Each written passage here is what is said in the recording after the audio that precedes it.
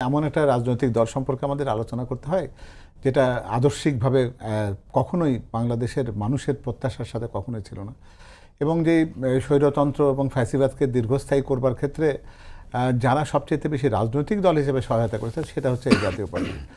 তার ফলে জনগণের কাছে জাতীয় পার্টির গ্রহণযোগ্যতা কতটুকু আছে আর নেই সেটা হয়তো জনগণ সে উত্তরটা এর ইতিপূর্বে যে কখনো দেয়নি তা না, ভবিষ্যতেও নিশ্চয়ই যদি কখনো সুযোগ আসে সেটা দেবে।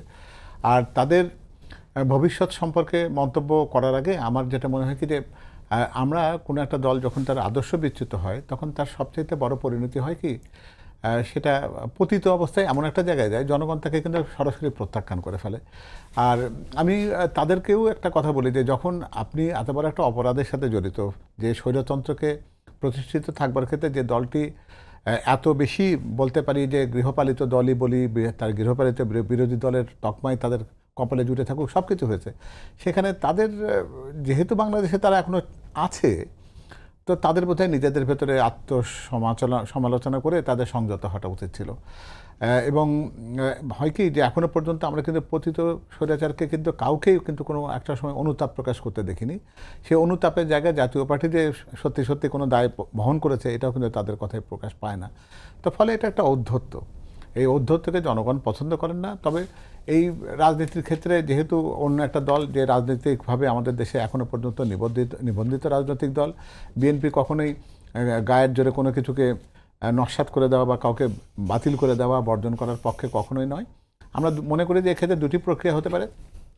যদি কোনো আইন মনে করে যে এরকম রাজনৈতিক দল করার কোনো সুযোগ নেই, সেটি রাষ্ট্রের প্রতিষ্ঠিত আইন, এবং সেখানে তাদেরকেও সেই যুক্তিসঙ্গতভাবে তাদেরকে সেলফ ডিফেন্স করার সুযোগ দেওয়া দরকার, যে তারা বলতে পারে যেন যে তারা কেন তাদেরকে আইনগতভাবে মোকাবেলা করা হবে না।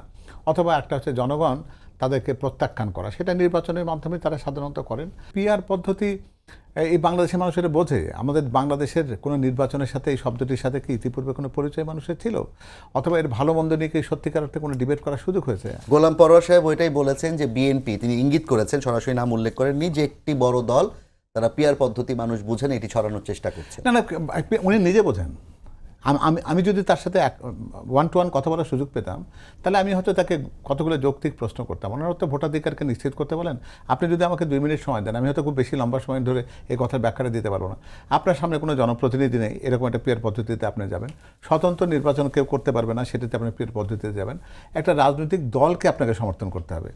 আপনি কিন্তু একটা প্রতীকের প্রতি সমর্থন ব্যক্ত করবেন, কোনো ব্যক্তিকে চিনবেন না। আপনার সমর্থনের মাত্রা যদি সাতক্ষীরাতে প্রবল থাকে, আর আপনি যদি তালিকাতে প্রথম নামটি যদি সিলেটের লোককে দেন, তাহলে সাতক্ষীরার লোকের ভোট দিয়ে সিলেটের লোক জনপ্রতিনিধি হিসেবে পিআরের 1 নম্বর ব্যক্তি হিসেবে আসবে।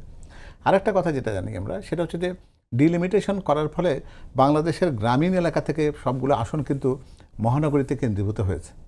আর যেহেতু পিআর পদ্ধতির সাথে ভোটের সংখ্যার একটা সম্পর্ক রয়েছে, আপনি কত বেশি ভোট পেতে চান, তাহলে কি হবে, রাজনৈতিক প্রচারণাটা পুরোপুরি শহর কেন্দ্রিক হবে।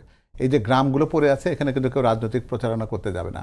আরেকটা যেটা হবে কি, যখন আপনি জানেন যে বেশি ভোট পেলে পিআরের আপনার সুবিধাটা বেশি হবে, আপনি সেই জায়গাতে আপনি কেন্দ্র দখল করবেন, জোর করে ভোট দেওয়ার চেষ্টা করবেন, এবং সেই জায়গাতে আপনি যত রকম প্রভাব আছে সবগুলোকে এখানে বিস্তার করবার চেষ্টা করবেন। বাংলাদেশের গ্রামীণ উন্নয়নের ক্ষেত্রে আমরা সবসময় দেখেছি একজন সংসদ সদস্য সংসদে দাঁড়িয়ে প্রথমে তার এলাকার মানুষের পক্ষ থেকে একটা শুভেচ্ছা সবাইকে জানান, এবং তখন বলেন তার ওখানে স্কুল, কলেজ, মাদ্রাসা, রাস্তাঘাট এগুলো লাগবে। আমাদের উন্নয়নের ক্ষেত্রে জনপ্রতিনিধিত্বের দরকার আছে। আপনি 300 জন সদস্য কিংবা 100 জন উচ্চকক্ষের সদস্যকে বায়বীয় করে রাখবেন, তাদের কোনো রকম নির্বাচনী এলাকায় থাকবে না, কে কাকে প্রতিনিধিত্ব করে আপনি জানবেন না। আমাদের দেশে একজন সংসদ সদস্য বা জনপ্রতিনিধির কাছে মানুষ অনেক কাজ নিয়ে যায়। ছেলে মেয়ের বিয়ের যদি কোনো একটা বিচ্ছেদ লাগে সেখানেও কিন্তু তিনি একটা ভূমিকা রাখেন, তিনি চাকরিতে সুপারিশ করেন, হাসপাতালে রোগী ভর্তি হওয়ার কাজটি করেন। এই কাজটি কে করবে? কথা বলে আপনারা গণতন্ত্রের কথা বলি, আমরা ভারতের কথা যদি বলি, যুক্তরাজ্যের কথা বলি, যুক্তরাষ্ট্রের কথা যদি বলি, সেখানে কি পিআর পদ্ধতি দিয়ে কি তারা তাদের দেশ পরিচালনা করে?